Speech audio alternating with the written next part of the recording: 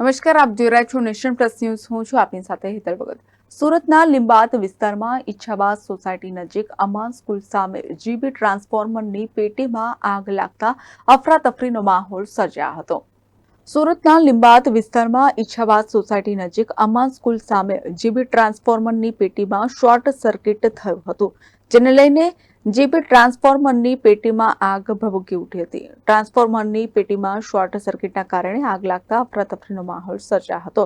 આગના બનાવની જાણ ફાયર વિભાગને થતા ઘટના સ્થળે દોડી આવ્યું હતું. ફાયર વિભાગની ટીમે આગ પર કાબુ મેળવ્યો હતો. જીબીના કર્મચારીઓ ઘટના સ્થળે પહોંચી સમગ્ર વિસ્તારની લાઇટ બંધ કરી વધુ કામગીરી હાથ ધરી હતી. Report Nation Plus News Surat. સમાચારોના સતત અપડેટ મેળવવા માટે અમારી નેશન પ્લસ ન્યૂઝની યુટ્યુબ ચેનલને સબસ્ક્રાઇબ કરો, બેલ આઇકન દબાવો અને જોડાયેલા રહો ફેસબુક, ઇન્સ્ટાગ્રામ અને ટ્વિટર પર.